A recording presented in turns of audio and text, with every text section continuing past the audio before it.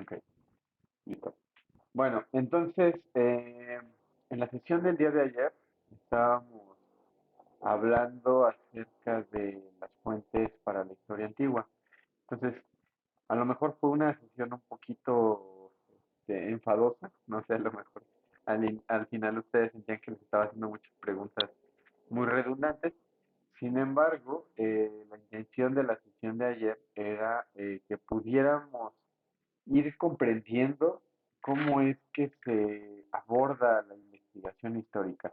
Y no necesariamente porque ustedes quieran o vayan a ser investigadores, ¿no? Sino porque ese es el procedimiento con el cual el historiador se aproxima a sus objetos de estudio, que serían los procesos históricos de las sociedades a lo largo del tiempo, ¿no? Entonces, en ese sentido, ayer tuvimos este ejercicio que les decía con el boleto del metro, y a lo mejor decían ustedes, ay, ¿cómo este profe pregunta un montón de cosas muy obvias, ¿no? Y un poco la intención de esa clase era justo colocar la idea de que esas cosas que a nosotros nos parecen obvias, lo son porque vivimos en un horizonte en donde producimos objetos. Ahora, ayer estábamos platicando que una de las características que tiene la historia, a diferencia de las otras ciencias experimentales, pues es que la historia no puede ser experimentada en un laboratorio como lo sería la química u otras, ¿no? Entonces que nosotros no podemos elaborar, digamos, recreaciones de acontecimientos históricos o de procesos históricos. Entonces que la manera en la cual nosotros tenemos los historiadores para aproximarnos a nuestro objeto de estudio, pues es a través de algo que se le conoce como las fuentes, ¿no? Las fuentes de la información y en esta analogía como como una fuente de agua de la que brota entonces la información, las cosas, pues, ¿no? La información. Sin embargo, también es importante aclarar, y les decía, siempre cuando estemos así en la clase y que escuchen algo que es importante, también vayan haciendo sus anotaciones, ¿no? Decíamos que una fuente, si bien es como nos queda claro que los historiadores y otros científicos sociales requieren fuentes de información, luego no queda muy claro de dónde salen estas fuentes de información. Entonces, les decía que todas las sociedades a lo largo del tiempo, pues son productoras de objetos y de cultura en general. Algo que nos dicen, por ejemplo, los antropólogos con su concepto de cultura, pues no es la cultura así como nosotros luego entendemos de cuando decimos, cuando la gente dice, ay, esta persona no, esta falta de cultura, como para decir algo de que le falta civilización o algo por el estilo, ¿no? No es eso. Los antropólogos nos dicen que la cultura son todas aquellas producciones, tanto materiales como inmateriales, que producen las sociedades.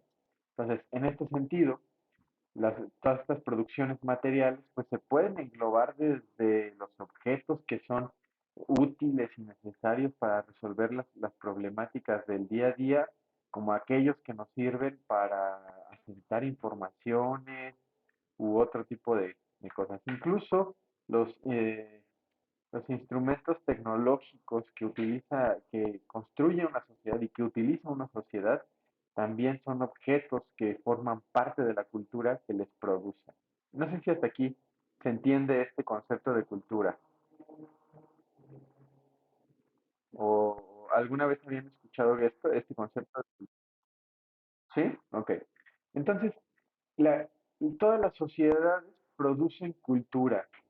Así, las sociedades en Occidente, las sociedades en Asia, en África, en cualquier lado, todas producen cultura y en todos los momentos de su historia han producido también cultura, ¿no? No es algo nada más de este momento, sino siempre han producido cultura. Entonces ahí se engloban todos estos objetos que se producen, ¿no? Los materiales que les digo que resuelven a veces problemáticas o que pueden servir, pues para asentar informaciones y demás, y aquellos otros inmateriales como serían, por ejemplo, el propio lenguaje, la música, la poesía, eh, las tradiciones orales, todas esas también son producciones culturales, ¿no? Son cosas que producen la sociedad. Ahora, Ayer cuando estábamos hablando de esto de la fuente, ¿qué decíamos? ¿Cómo un objeto, o sea, un objeto producto de la cultura, de una cultura, se convierte en una fuente?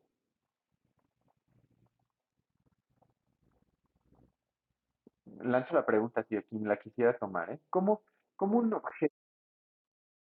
Ok, entonces, por ejemplo, en este ejercicio que ayer hacíamos, Milton, les digo, parecía como un ejercicio muy enfadoso, pero a final de cuentas yo creo que sí pudimos percibir que con este ejercicio podíamos aproximarnos a la sociedad que produjo ese objeto, producto de su cultura, ¿no?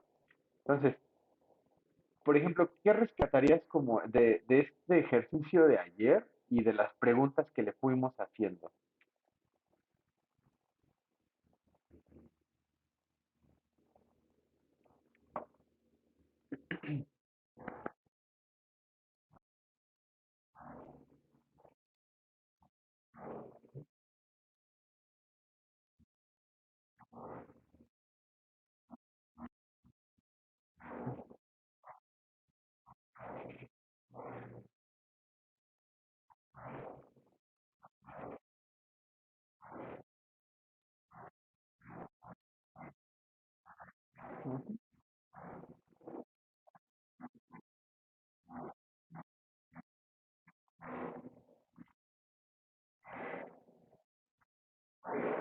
Exacto. Entonces, justamente a partir del elaborar las preguntas a un objeto es que entonces este se convierte en una fuente de información.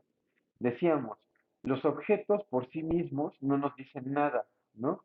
Eh, nosotros podríamos observar así un boletito de metro y para nosotros, como somos productores de la cultura en la que se usa ese objeto, pues tiene todo el sentido del mundo, sabemos para qué se usa, sabemos para qué no se usa, y tiene toda esta correlación, ¿no?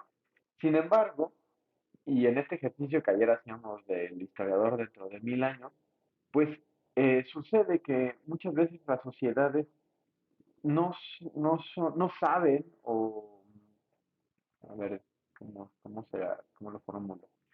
Eh, el uso de esos objetos se ha perdido dentro de las sociedades y entonces se requiere que se le hagan una serie de preguntas para que entonces comencemos a escudriñar un poco. Y como bien decías tú, con ese ejercicio y las preguntas que le fuimos elaborando, pues al final nos dimos cuenta que un simple objeto con las preguntas adecuadas nos podía dar un montón de informaciones, las cuales se relacionaban con otras posibles fuentes de información, ¿no?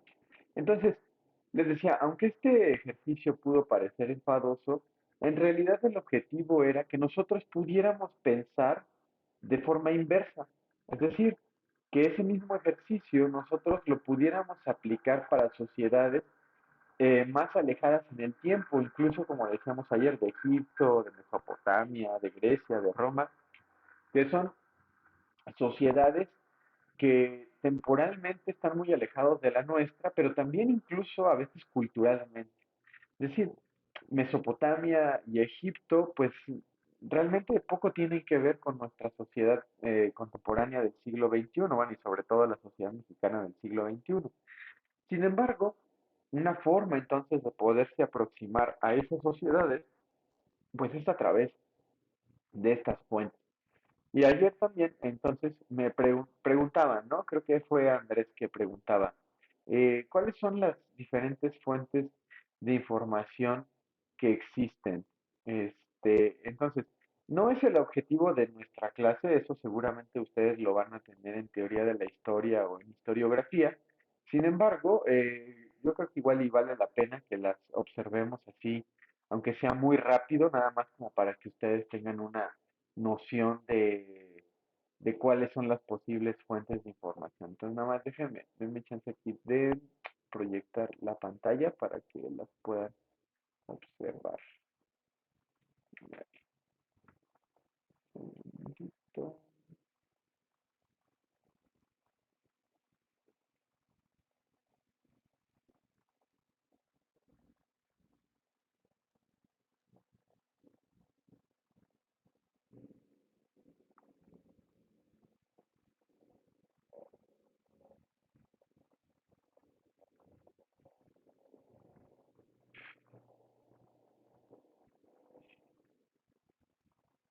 Les digo que mi internet anda fallando.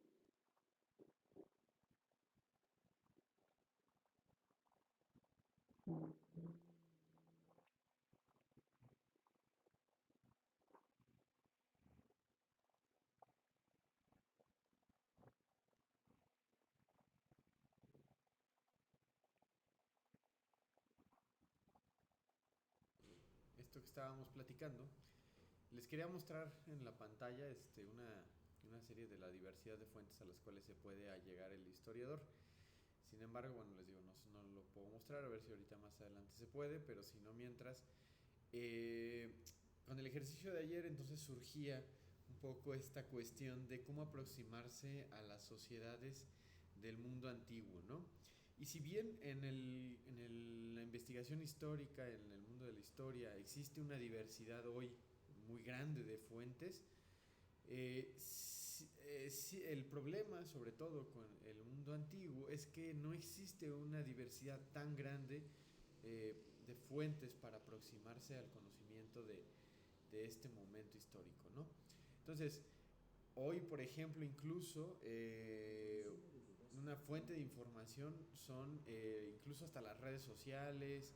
Les decía, no me acuerdo si les decía a ustedes, pero los mismos videojuegos se han convertido también en un tema de reflexión para las y los historiadores, quienes escudriñan en cómo el videojuego te puede proveer de una serie de informaciones más allá de las historias que se desenvuelvan en este videojuego.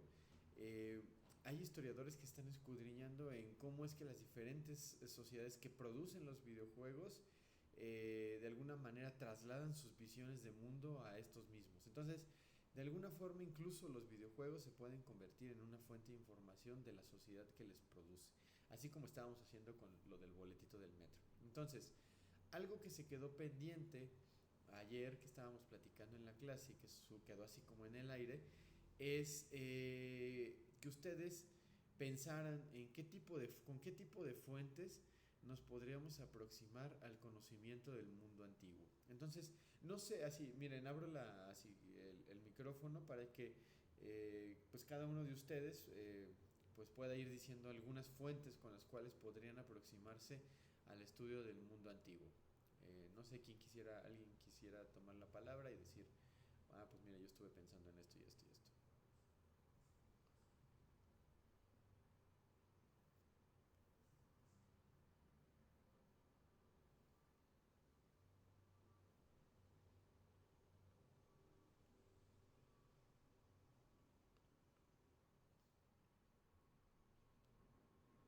Ujú,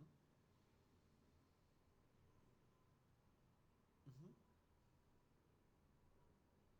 Ok, entonces, ok, te escucho, te escuchamos, Jason. Ok, ajá, ok. Fíjate que esto que dices es, ok, esto que dices es muy importante porque si bien es cierto, la arquitectura en sí puede ser una fuente para la historia, ¿no? En realidad, la arquitectura suele ser más una fuente para los arqueólogos. Y justo ese es un poco lo que yo creo que como historiadores también podríamos reflexionar. que la arquitectura nos puede proveer de una serie de informaciones siempre y cuando se mantengan en pie. Y algo que, por ejemplo, a veces se nos olvida es que la gran mayoría de las pirámides, por ejemplo, que tenemos aquí en México, Teotihuacán, y muchas otras, hasta hace 100 años, poco más o menos, estuvieron ocultas, debajo de un montón de tierra, de escombros, eran prácticamente nada más unos montículos, unos cerritos que estaban ahí cubiertos de tierra, ¿no? Entonces, durante mucho tiempo, la arquitectura en realidad no fue una fuente con la cual se pudieran aproximar arqueólogos, historiadores u otros estudiosos del pasado.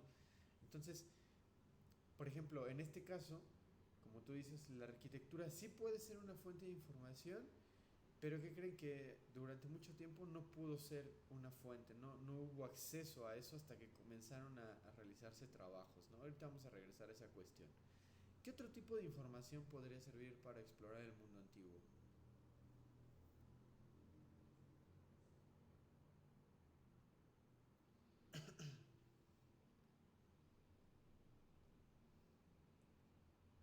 Por ejemplo, Napoleón, ¿qué tipo de fuentes crees que se podrían aproximar para estudiar el mundo antiguo?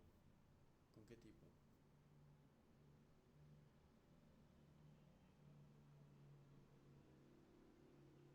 No.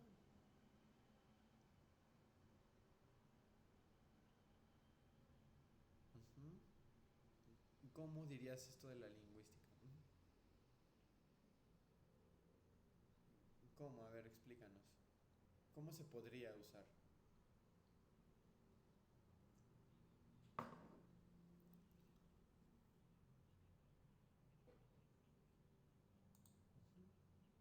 Ujú.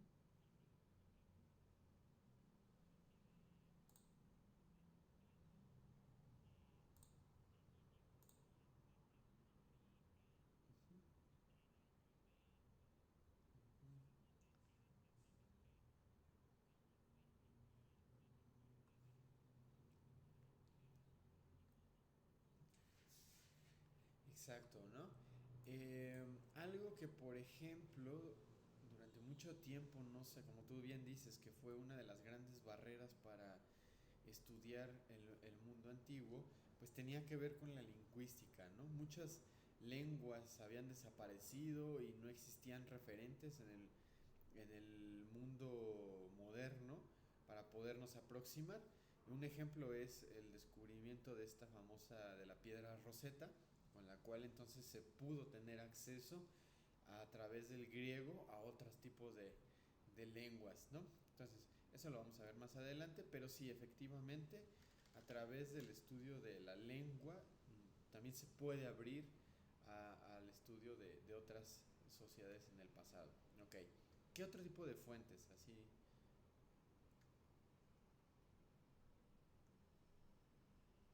Bueno, incluso también pensemos que en este curso y lo que se entiende como el mundo antiguo, pues abarca muchísimo tiempo, ¿no? Desde las primeras sociedades agrícolas hasta Roma, ¿no? Entonces eso también es un montón de tiempo esto que se entiende como el mundo antiguo. Entonces en ese lapso muy grande, pues también hay una fuente muy variada. Hay una diversidad de fuentes muy variada. Sí, Milton.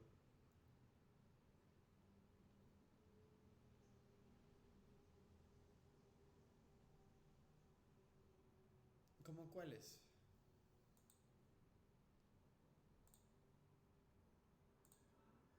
Ok. Ujú, ujú, ujú, ujú. Ok. Sí, por un lado, sí y no, ¿no? Porque sí, como bien dices, a partir de una práctica como las Olimpiadas podríamos explorar en torno a ciertas concepciones de los griegos, ¿no? Sin embargo, también te das cuenta que las Olimpiadas pues son una reinvención del siglo XIX, ¿no? Donde, por ejemplo, a diferencia de la antigua Grecia en donde competían las ciudades-estado, pues en las Olimpiadas modernas compiten las naciones, ¿no? Entonces dices tú, bueno, ok, puede ser ciertas prácticas que nos permitan entenderlas, sin embargo, siempre hay que tener como claridad en que son reelaboraciones de la cultura moderna, de la sociedad moderna, ¿no? Mm, por ejemplo, en ese sentido, ¿qué otro tipo de práctica de la antigüedad podría extenderse hasta otros tiempos?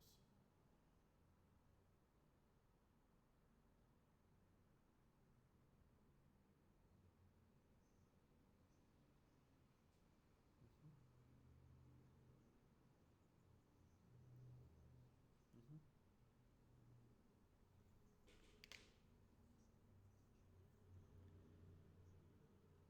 Ándale. Ujú.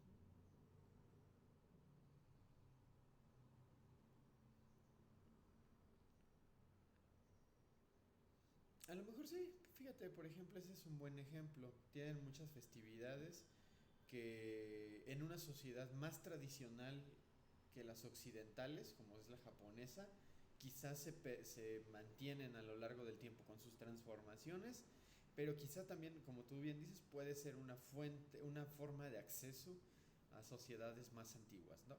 Muy bien. Sí, Andrés.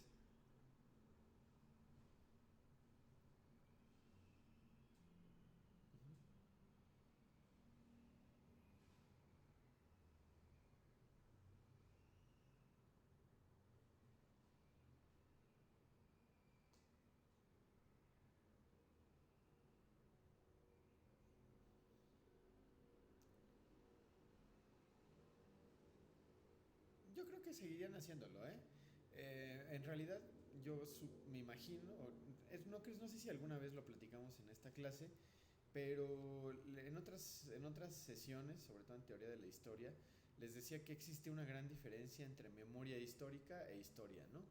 Y les decía que la historia es este procedimiento en el cual la distancia del tiempo y la reflexión racional en torno a ese fenómeno histórico que te interesa o ese acontecimiento te permite entenderlo de una manera abstracta, mientras que la memoria histórica son todas aquellas expresiones que perviven en una sociedad y que se reproducen constantemente y se van reelaborando constantemente.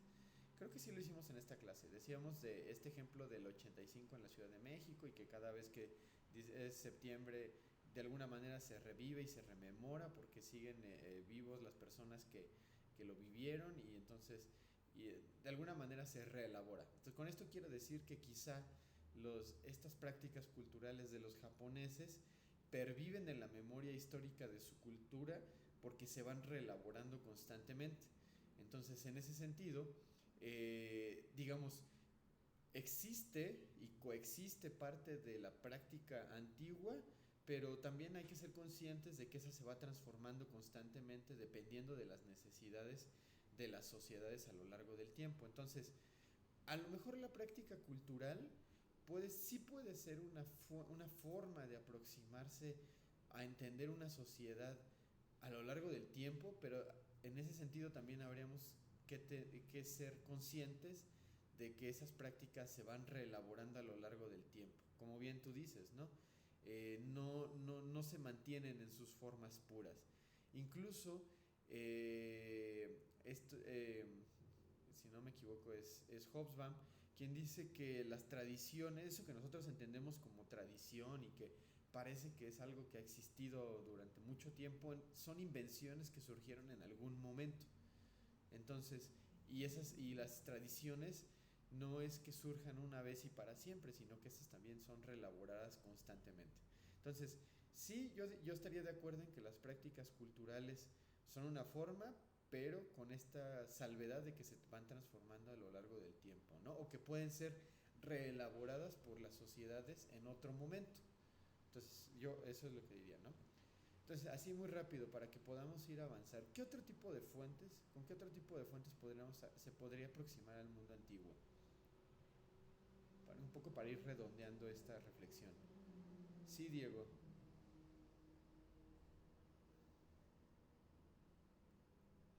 Ujú. Sí, te escuchamos.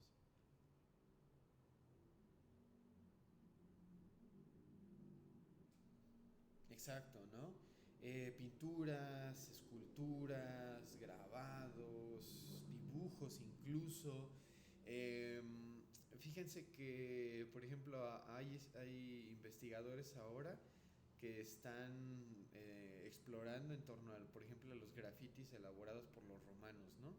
Y probablemente eso durante mucho tiempo no fue objeto de interés y pensaron que eran simples rayoneos que habían hecho por ahí en las paredes, pero también los grafitis pueden abrirnos a una serie de expresiones de lo que la cultura popular opinaba sobre los gobernantes o sobre las situaciones de ese momento, ¿no? Podría ser una fuente para la vida cotidiana, así como hoy el graffiti contemporáneo también puede ser una fuente de información. Entonces, en ese sentido, también las fuentes artísticas u otras incluso que parecen más informales como el graffiti, sí pueden ser fuentes de información, ¿no? Muy bien, Diego. Y la escultura, bueno, también puede ser una fuente de información. Eh, bueno, en este sentido, un poco para poder avanzar en la reflexión, pues hay una cantidad muy grande, ¿no? Desde la cerámica, la arquitectura, las fuentes escritas, las fuentes artísticas, la poesía, la lírica. Puede ser una cantidad diversa de fuentes. Sin embargo, durante mucho tiempo, estas fuentes no estaban disponibles para aproximarnos a la historia del mundo antiguo. Durante mucho tiempo, para podernos aproximar a estas sociedades antiguas, pues básicamente tuvimos nada más acceso a las fuentes escritas, ¿no? Y en ese sentido, por ejemplo, para poderse acercar a la historia del antiguo Egipto, pues las maneras en las que se podía hacer era a través de los escritos griegos, ¿no? Los griegos entonces fueron una sociedad que tenían mucho interés por elaborar escritos y que para los historiadores esas son las fuentes escritas, que son unas de las que con las que se siente más cómodo el historiador o se sintió más cómodo el historiador durante mucho tiempo. Y entonces, antes de que pudiéramos entender qué significaban los jeroglíficos, antes de que se prestara más atención, por ejemplo, a las pinturas y demás, la única forma que había para aproximarse al antiguo Egipto era a través de los escritos griegos, ¿no? En ese sentido, pues teníamos, por ejemplo, los escritos como los de Manetón, los de Herodoto, también de algunos escritores romanos como era Flavio Josefo, Sexto Julio el Africano y demás, ¿no? Entonces, estos eran, a través de estas fuentes escritas por los griegos y los romanos, eran la manera en la cual se podía acceder a la historia de, del antiguo Egipto. Por el otro lado, también para poder acceder a la historia de las civilizaciones del Próximo Oriente, pues hay una gran fuente del mundo occidental que nos dan, si bien no hay que tomárselo de forma literal, pero sí era una manera de aproximarse a esta historia de estas sociedades de Oriente Medio y esa era la Biblia, ¿no? Entonces durante mucho tiempo la Biblia también fue una forma en la cual se podían aproximar a estas sociedades. No sé si alguno de ustedes alguna vez ha leído una parte de la Biblia, sobre todo del Antiguo Testamento, y si han tenido curiosidad o si por lo menos saben un poquito de qué va este Antiguo Testamento. No sé si alguno de ustedes quisiera así más o menos reflexionar como en qué sentido la Biblia podría ser una fuente de información. Sí, Napoleón. Ujú. Ok.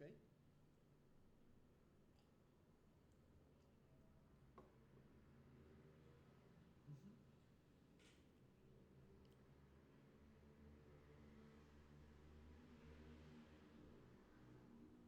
Ujú.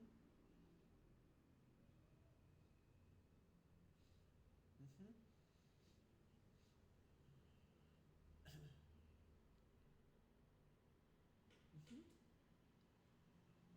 Ujú.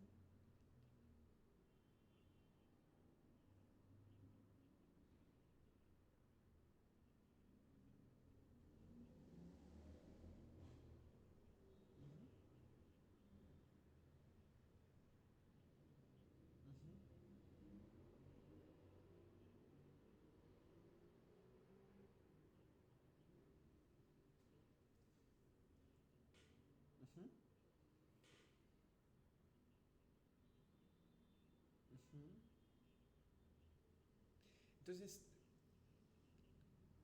ok, en ese sentido, es importante decir que la Biblia entonces remite a acontecimientos históricos, a personajes históricos y a procesos también históricos, como por ejemplo lo que tú decías, ¿no? De la formación del pueblo judío. Entonces la Biblia también de alguna manera nos da claves para entender las civilizaciones vecinas a los judíos, ¿no? Entonces, a ver, antes de que diga algo, Andrés, ¿quisieras agregar algo sobre esto? O no sé qué era lo que nos querías compartir. Ujú, ujú, ujú, ujú, ujú,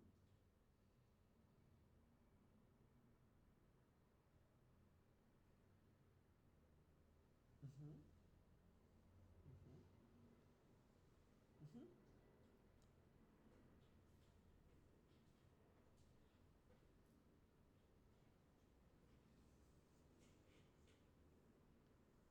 ujú, ujú. Ok, esa es una muy buena observación. En efecto, por ejemplo, una fuente como la Biblia está hablando o está remitiendo a acontecimientos históricos, ¿no?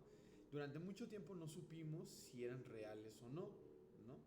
Sin embargo, bueno, las investigaciones, sobre todo las arqueológicas, como por ejemplo ayer ponías el ejemplo de Troya, pues nos han permitido avanzar y corroborar. Es como si fuera una especie de ida y vuelta, ¿no? Es decir, la Biblia, tanto como la Iliada, pueden ser fuentes de información que nos den claves sobre ciertos acontecimientos históricos, pero luego la investigación sobre la arqueológica, la lingüística y demás nos pueden, de alguna manera nos pueden decir si esa información a la cual nos remitía la primer fuente puede ser corroborada o no. Lo cual no quiere decir que sea cierta, simplemente estoy utilizando esta palabra, que puede ser corroborada, ¿no? Ahora, es importante que, como tú bien colocas, la discusión historiográfica, porque no es que nosotros agarremos la Biblia y digamos que todo lo que ahí dice es totalmente verdad, ¿no?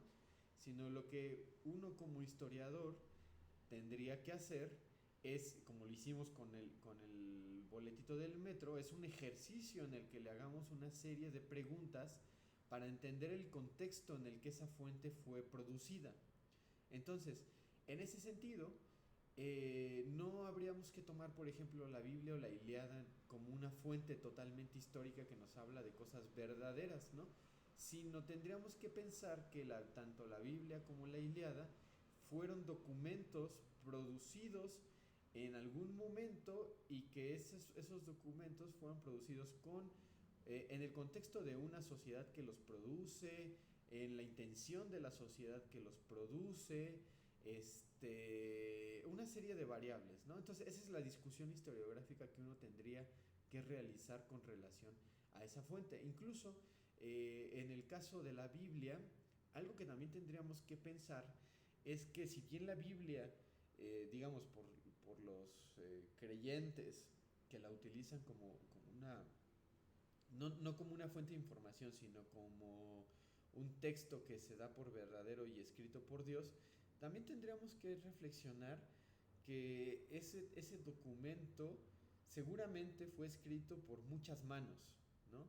Y que un documento como la Biblia parte de una serie de sociedades en donde la tradición oral es fundamental y que esta tradición oral se va transmitiendo de una generación a otra hasta que se convierte en un texto escrito. Ahora, no sé si ustedes han jugado, por ejemplo, el juego del teléfono descompuesto, ¿no? Seguramente sí. Por ejemplo, en ese sentido, Vanessa, ¿de qué se trata este juego del teléfono descompuesto?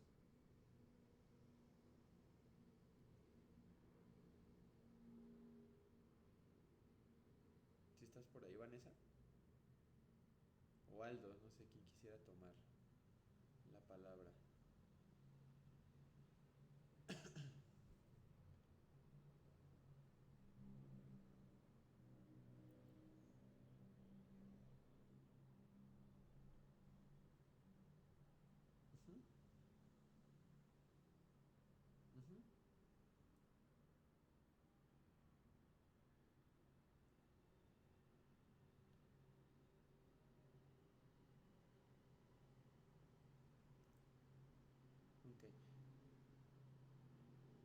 Ok, bueno, entonces más bien miren, lo que estaba planteando con esta idea del teléfono descompuesto, porque lo hice en una clase, ¿no?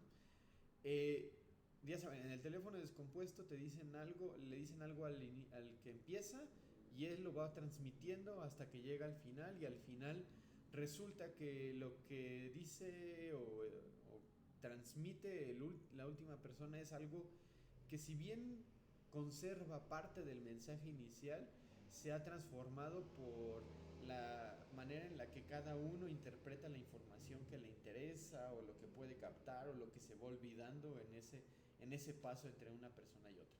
Entonces, ese ejemplo para mí es fundamental para entender cómo funcionan las sociedades orales. Entonces, si en lugar de colocar, por ejemplo, una persona, colocamos sociedades a lo largo del tiempo, generaciones incluso, lo que nosotros vamos a observar en las sociedades orales es que esos relatos se van transformando hasta que se convierten en otra cosa y hasta que alguien, digamos, la última persona, decide escribirlo y ese es, digamos, el relato que se va transmitiendo. Entonces, en ese sentido, la Biblia sería un poco este ejercicio, ¿no? La Biblia parte entonces de una serie de tradiciones orales hasta que se convierte en un texto escrito y de alguna manera sí recopila quizá un montón de historias entremezcladas entre lo mítico, entre lo fabuloso, con los acontecimientos históricos y personajes, pero más importante que si sea cierto o no lo que dice la Biblia, tendríamos que prestarle entonces atención a las sociedades que producen esos documentos. No sé si con eso se responde un poco la pregunta, Andrés.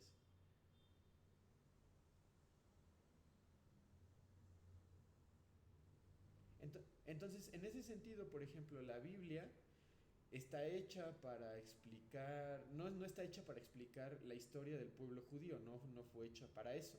Sin embargo, a través de la Biblia podríamos entender la historia del pueblo judío y de los pueblos con los cuales está conviviendo el pueblo judío, ¿no? Aquellos otros como los hititas, los fenicios, los fariseos, ¿no? Que ellos se llaman así en la Biblia, y que además los fariseos pueden ser una serie de otros pueblos que en la Biblia son presentados de forma homogénea, pero de alguna manera lo que nosotros estamos observando ahí es el punto de vista del pueblo judío con relación a los otros. Entonces no se nos debe de olvidar eso, que por ejemplo en la Biblia nosotros podemos aproximarnos a los hititas, pero filtrados a través de la mirada del pueblo judío. Entonces, en ese sentido, yo creo que pasaría algo similar con la Ilíada. Podríamos aproximarnos a la historia de Troya, pero tendríamos que pensar que estamos filtrándola a través de la mirada, por ejemplo, de Homero, ¿no? Y de la sociedad en la cual Homero produce ese documento que es la Ilíada y la Odisea, ¿no? También.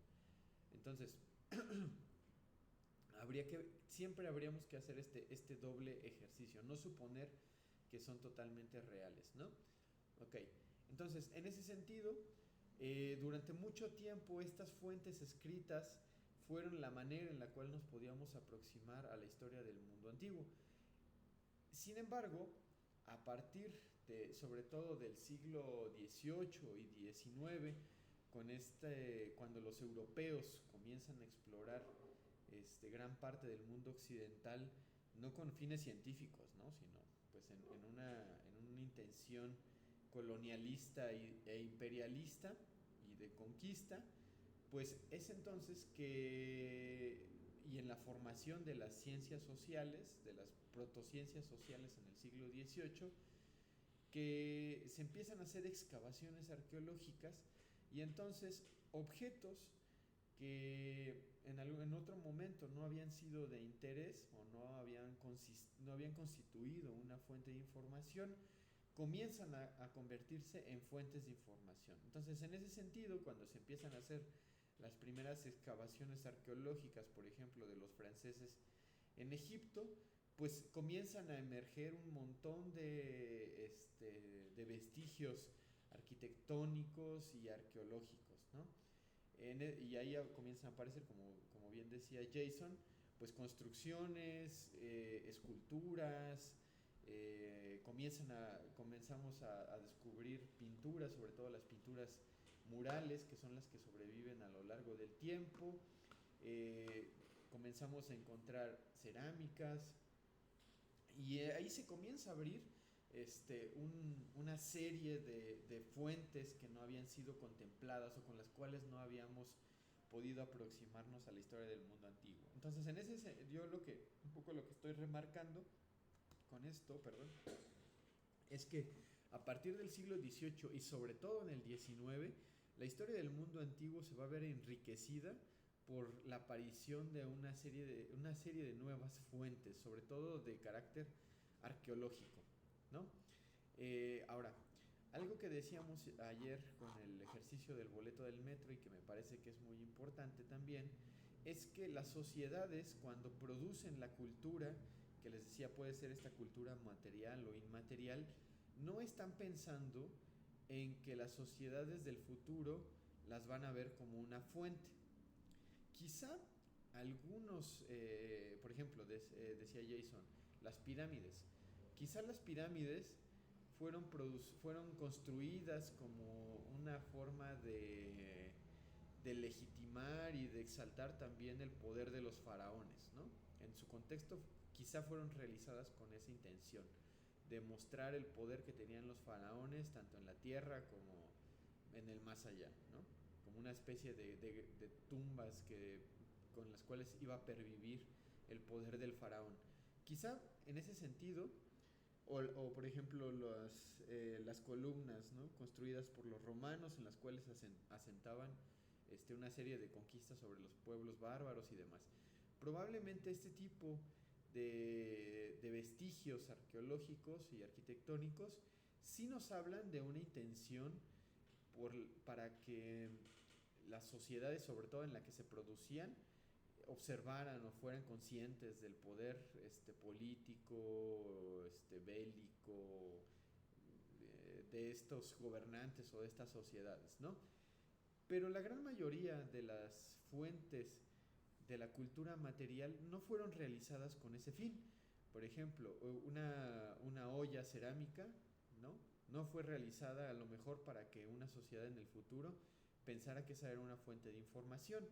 Entonces, como les decía en el ejercicio de ayer, en realidad es desde nuestro propio horizonte donde convertimos un objeto cualquiera en una fuente de información.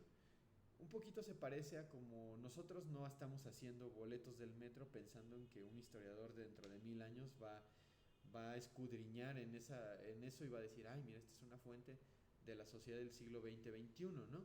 Nosotros lo hacemos para resolver una finalidad práctica que es podernos transportar y que el boleto sea una especie de vehículo o de forma con la cual nosotros accedemos a ese transporte, ¿no? Para nosotros resuelve una necesidad. Y algo así sucedería entonces con las sociedades del pasado y sobre todo con las antiguas. Muchos de los elementos de su cultura material fueron elaborados para responder a esta serie de necesidades. Es solo desde nuestro presente que las convertimos en fuentes de información. Yo creo que hasta aquí ya no hay muchas dudas sobre el asunto de las fuentes, ¿o sí?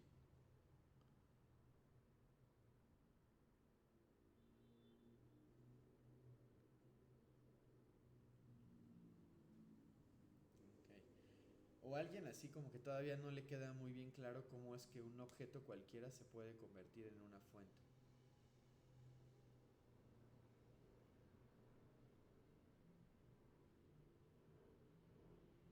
¿no? Bueno, entonces, si en esta parte queda clarísimo, entonces algo que un historiador del mundo antiguo tiene que ser muy hábil es entonces en convertir un objeto cualquiera, en hacerle unas preguntas adecuadas para que eso se convierta en la fuente de información. Es un poco como ser un detective, ¿no? Y como hacíamos en el ejercicio del boleto del metro, pues es escudriñar en cosas como la forma, los materiales, los pigmentos, la información que está ahí consignada, las imágenes que están y demás. Y en ese sentido, por ejemplo, una vasija nos puede hablar mucho de la sociedad que la produce. Sin embargo, una simple fuente de información queda desconectada. Y como no me acuerdo quién fue la persona que ayer decía, creo que Jason o Diego, no sé, decía, a partir de otras fuentes, entonces es como si fuera un rompecabezas con la cual uno va reconstruyendo esa sociedad en el pasado. Quizá no lo vamos a lograr en su totalidad, ¿no? Porque han sido sociedades que, como les digo, sobre todo eran sociedades orales, donde quizá muchos de los escritos propios de esa cultura pues ya no existen o tenían otra intención cuando fueron escritos. Entonces, digamos, la cultura material se va a convertir entonces en una fuente importante para acceder a la historia antigua, ¿no? A ver si en la siguiente o si no les pongo ahí una imagen en el Classroom para que ustedes vean toda la diversidad de fuentes a las cuales el historiador se puede aproximar y se darán cuenta que algunas pueden ser usadas para explorar la historia del mundo antiguo y otras pues no, o sea, no existen o no fueron producidas en ese momento o ya no existen de alguna manera. Entonces, que algunas no pueden ser usadas, pero otras sí, ¿no? Y al contrario, para estudiar el mundo contemporáneo, quizá algunas fuentes del mundo antiguo pueden parecer adecuadas, pero otras ¿no? Ok. Bueno, entonces, en este sentido, me gustaría, ya hablamos que las funciones de la historia, creadora de identidad, parte de preguntas de las sociedades del presente, pero también algo que hace diferente a la historia de otras ciencias sociales es que la historia trabaja fundamentalmente con la categoría del tiempo. Entonces, no sé si ustedes ya lo platicaron en su clase de teoría de la historia, pero algo que también diferencia, por ejemplo, a los historiadores, de los sociólogos, de los antropólogos, de los politólogos incluso, pero quizá de las disciplinas más cercanas a la historia, que son la sociología y la antropología, algo que nos hace distintos, bueno, algo que hace distinto a los historiadores, es que trabajamos con esta categoría del tiempo. Eso es lo que le da sentido y razón de ser a la historia en sí y a la investigación histórica en sí, ¿no? No quiere decir que los sociólogos o los antropólogos no perciban que sus objetos de estudio se han creado a lo largo del tiempo, ¿no? No es que no se den cuenta de eso, sin embargo, eso no es lo fundamental para ellos. Para ellos es la observación de su objeto de estudio en el momento del presente, ¿no? Eso es lo que les interesa. Pero para los historiadores la diferencia es esa categoría del tiempo, ¿no?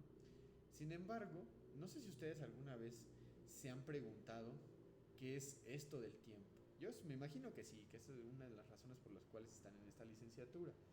Pero yo, por ejemplo, desde muy niño, creo que siempre tuve esta pregunta de qué es el tiempo.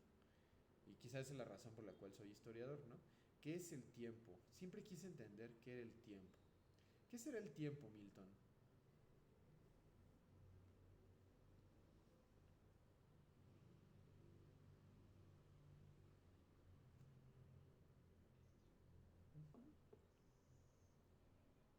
Sí, sí, sí. O incluso puedes decir, no, pues la verdad ni sé.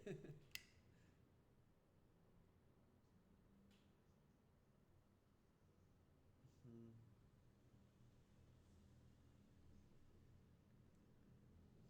ujú, ujú, ujú.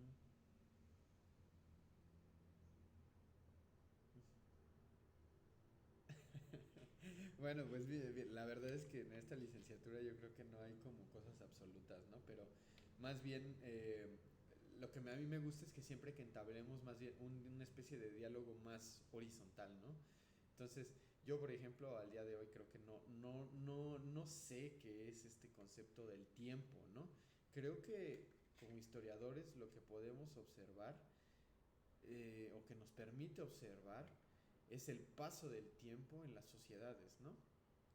Pero no sé. Entonces, por ejemplo, tú decías, ¿no?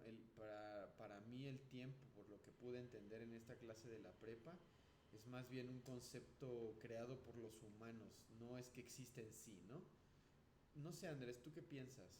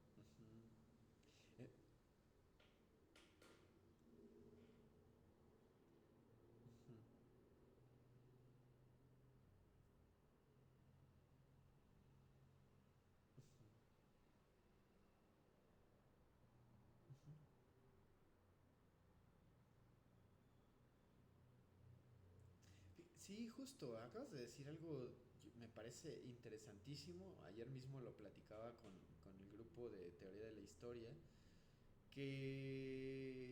que esto, ¿no? Que me parece que los humanos, hasta donde sé, no sé si otros animales, como tú bien dices, puedan percibir el paso del tiempo, ¿no? Y esto me parecía le decía, esto es algo que me parece único de los humanos, el que podamos percibir su paso y a partir de eso no nada más organizar nuestra vida, sino también eh, organizar nuestras sociedades y proyectarnos como sociedad, como comunidad incluso, ¿no? Eh, y que nos hace, y como tú bien decías, si no fuéramos, ¿qué pasaría si los humanos no lográramos percibir el paso del tiempo? ¿Tú qué piensas, Jason?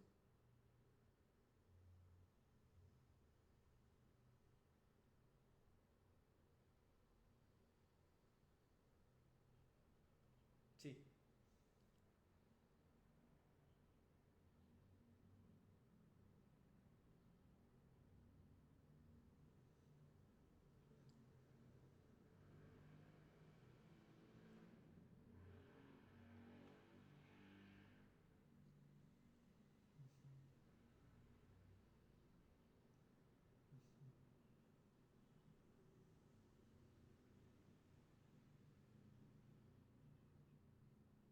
Ujú,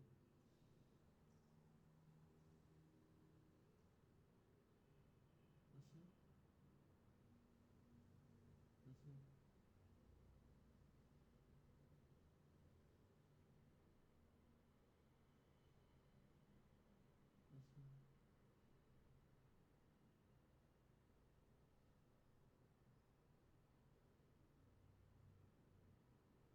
ujú, ujú,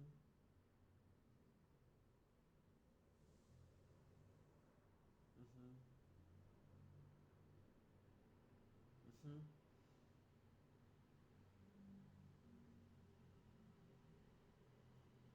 Ok, entonces para ti, o sea, por un poco lo que estoy entendiendo de lo que nos dices, es como si la percepción del tiempo le diera sentido a la vida humana, ¿no? Un poco eso entiendo. Ándale. Ok. Sí, Napoleón.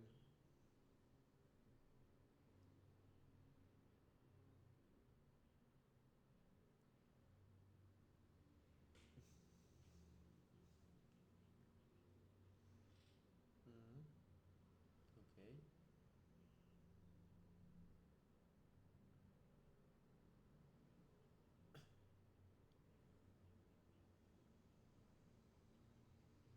Ujú, mm, ujú, ujú, ujú,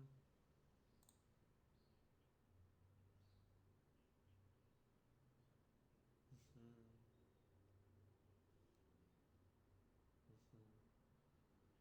ujú, ujú.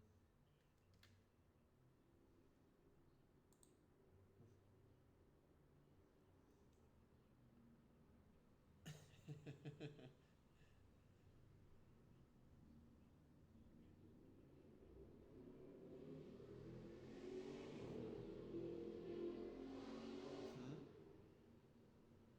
ujú, ujú, ujú, ujú. Ujú. Incluso un poco usando este ejemplo, las gallinas, los pollos, ¿no? Cuando perciben que se está haciendo la noche, se acuestan, ¿no? O sea, doblan sus patitas y se hacen bolita, ¿no? Entonces, tú, por ejemplo, dirías que la percepción del tiempo sería algo compartido entre animales y humanos, ¿no? Jason y luego Andrés.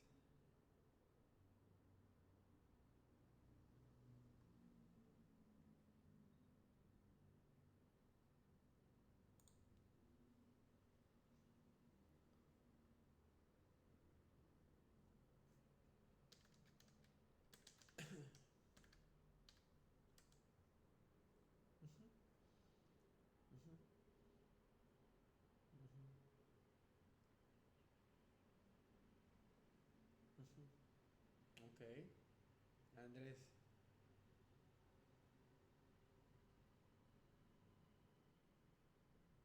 Ujú,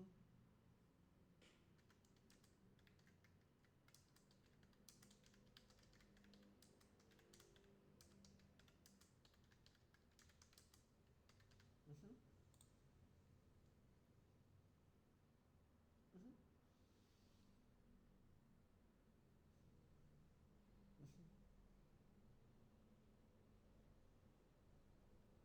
ujú,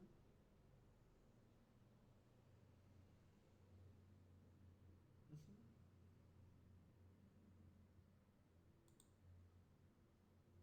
ujú, ujú,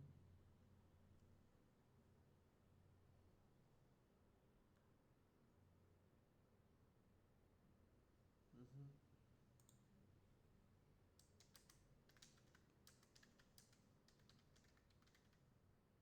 ujú,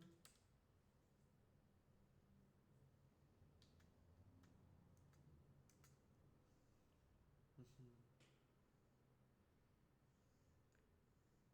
Justo, yo creo que también, o sea, comparto con Napoleón esto de que los animales y los humanos de alguna manera perciben el tiempo. Como decía, ¿no? Los osos cuando perciben que ya ha llegado el otoño, se guardan. O las gallinas cuando perciben que ha llegado la noche, se colocan para dormir, ¿no? Los humanos yo creo que también durante mucho tiempo también percibieron esto, ¿no? En ese sentido creo que se comparte, ¿no? Hay una percepción del tiempo. Pero también estoy de acuerdo contigo, que la percepción del tiempo no es lo mismo que asignarle sentido al tiempo, ¿no? Creo que es lo que estabas tratando de plantear,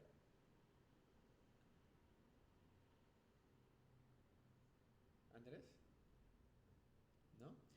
Entonces, por ejemplo, y justo, como tú decías, quizá perciben eso, perciben las temporadas, perciben los cambios del clima, perciben que ha llegado la noche, ¿no? Pero como tú bien decías, no sé si son conscientes de que hubo un ayer y de que hay un mañana, ¿no? Yo creo que en ese sentido, eso es algo que sí nos hace diferentes a los humanos, ¿no? Que logramos a partir del entender que existió un tiempo antes del hoy y probablemente exista uno después de hoy, a partir de eso organizamos, como bien decía Jason, nuestras actividades, las cosas que hacemos, y eso de alguna manera le dota de sentido a la experiencia humana. No a las con esto no quiero decir solo las prácticas, a la experiencia del ser humano, ¿sabes? Y eso a mí me parece algo súper interesante y que es una gran aportación desde la historia, ¿no? El entender que el tiempo es lo que le da ese carácter de sentido a la experiencia de ser humanos. Entonces, no sé si con esto un poco nos estamos quizá escudriñando un poquito más en esto de qué es el tiempo y de cómo funciona esta categoría en la historia y qué es lo que le hace también diferente entonces en ese sentido a las otras ciencias sociales, ¿no? Ahora bien, cuando si yo les pregunto, por ejemplo, Diego, si yo te pregunto, ¿qué tan lejos está Cuernavaca? ¿Tú qué dirías?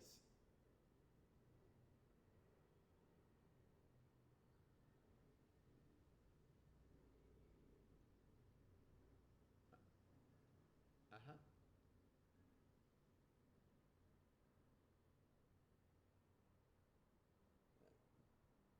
No ajá. Ponle tú del Zócalo.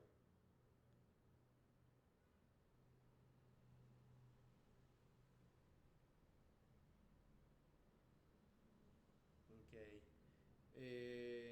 Aldo, no sé.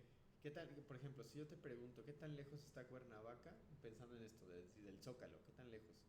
O de la Ciudad de México, pues, si quieres, así nomás. ¿Qué tan lejos está Cuernavaca?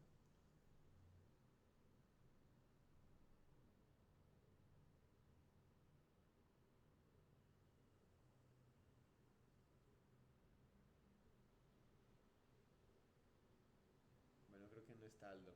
Bueno, no sé, Milton, si quieres responderla. Nada más de eso es una pregunta, porque quiero ejemplificar algo. Ajá. Ok. Bueno, mira, fíjate, algo que siempre hago este ejercicio con los grupos, porque me parece súper interesante. Yo pregunté qué tan lejos está Cuernavaca y dijiste 2 horas, ¿no? 2 horas cómo.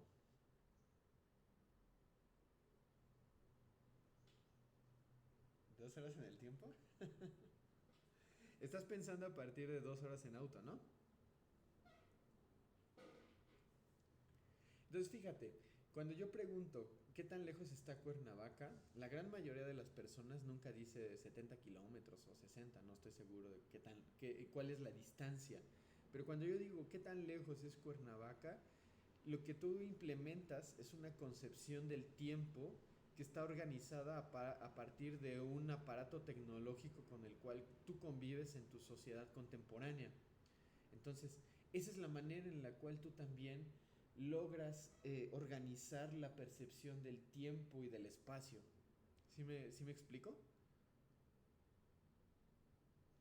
Porque, y parte de tu sociedad en la que tú vives. Ahora, un poco regresando a lo que decía Napoleón y Andrés, en el pasado, y sobre todo en estas sociedades antiguas, la concepción del tiempo estaba organizada en función de otras cosas, ¿no?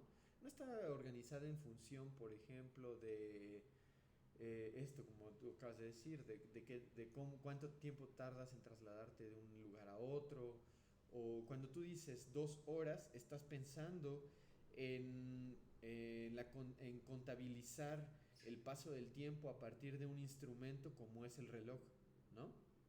Entonces, y tú te organizas a partir de eso. Entonces, en nuestra sociedad contemporánea puedes decir, ¿a qué hora nos encontramos? A las 6 de la tarde. Entonces, no dices tú a la mitad de la tarde, poco antes del anochecer, ¿no? Sino te organizas a partir de la medición del tiempo con un instrumento, con un aparato tecnológico. Sin embargo, las sociedades en el pasado también tenían formas de organizarse, pero de otras maneras, como un poco estaban diciendo los compañeros. Entonces, en ese sentido, para la siguiente sesión vamos a platicar acerca de esta concepción del tiempo en otros contextos históricos y sociales. Entonces aquí en el Classroom les estoy colocando ya los enlaces para... En realidad son 4 partes de este texto, pero nada más les voy a poner las que ahorita me gustaría que discutiéramos en la próxima sesión. Entonces, sí es súper importante que leamos y también que participemos en la clase, porque si bien digamos, más de la mitad del grupo sí participa de manera más o menos activa. Hay algunos compañeros que no sé si les da pena o si sienten que se van a equivocar. Y un poco les he dicho, aquí no hay respuestas equivocadas o erróneas, ¿no? Si a lo mejor dicen, ustedes lanzan una idea y a lo mejor, digamos, no la discutimos, no quiere decir que esté equivocada. A lo mejor puede ser que no es el momento en el cual se va a discutir, pero sí puede ser retomada. O que probablemente pues no encaje mucho con la discusión que estamos haciendo, pero que esa idea puede ser reformulada. No es que esté errónea, sino que puede ser reformulada. Entonces yo les pido que sí sean como más activos en esta parte de opinar en torno a lo que estamos discutiendo y que lancen lo que están pensando, ¿no? No importa si está bien o si está mal o si es elaborado o si no es elaborado. Incluso como que un poco lo que siempre tratamos de hacer es que con los aportes de todos construyamos ahí una idea en general. Y bueno, también yo espero que sí vayan haciendo sus apuntes, ¿eh? Entonces, les pongo los enlaces y son las próximas lecturas que discutimos. No sé si el lunes, el martes es 1 de octubre, ¿no?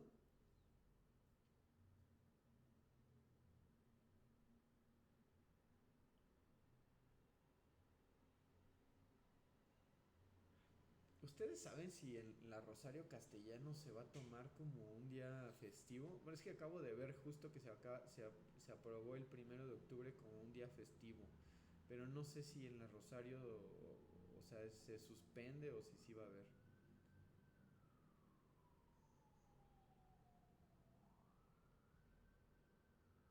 Ajá, ajá, sí, justamente, ¿no? Para mí hace sentido, ¿no? Entonces, en el post que les voy a poner en el Classroom, bueno, dice para la sesión 1 o 2 de octubre. No sabemos si vamos a tener o si se va a suspender, pero en todo caso, si no la... Ah, pero el 2 de octubre también es festivo, ¿ah?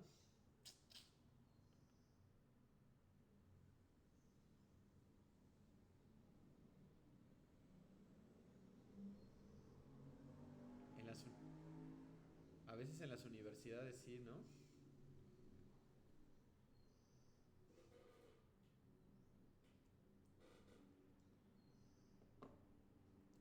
Bueno, en nuestro caso, pues es virtual, ¿no?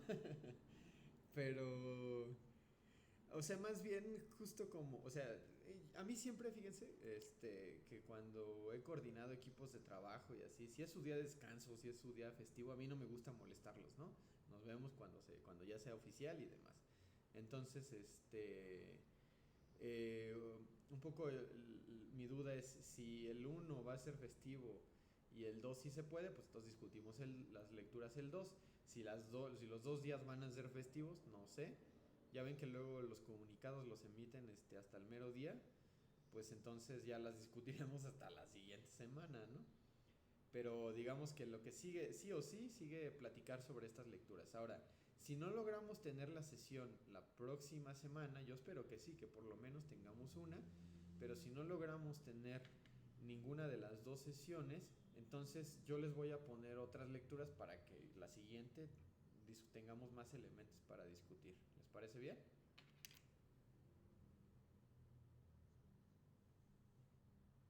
Va.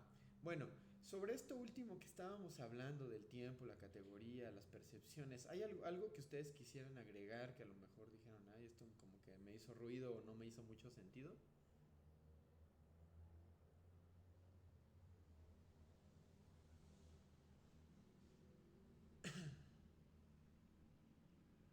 Ok, entonces fíjense cómo en las sesiones desde que comenzamos hemos ido avanzando desde esta idea de qué es la historia, cuál es la función de la historia, y hemos ido avanzando paulatinamente para ir observando las fuentes, cómo nos podemos acercar a una sociedad que se ha quedado, cómo nos podemos acercar a una sociedad en un tiempo distante al nuestro y además en un contexto cultural distante y diferente al nuestro también, a partir de las fuentes, ¿no? Y cómo podríamos interrogar estas fuentes. Y ahorita ya nos estamos introduciendo, lo que me gustaría con estas lecturas que vamos a ver es introducirnos a la concepción, a la idea del tiempo que tuvieron otras sociedades en el pasado. Entonces con esto ya nos estaríamos introduciendo ahora sí a estos contenidos de historia del mundo antiguo. No sé si vamos a lograr verlos por completo durante el semestre porque es un curso muy ambicioso, muy largo temporalmente, pero voy a hacer todo lo posible para que podamos entender, como les decía, a estas culturas y estas sociedades en su propio contexto histórico y cultural. Entonces, bueno, si no hay ninguna duda, nos vemos la próxima y les pongo entonces el enlace aquí en el Classroom, ¿vale? De una vez, de hecho ya estoy aquí en la computadora poniéndolo. ¿Va que va?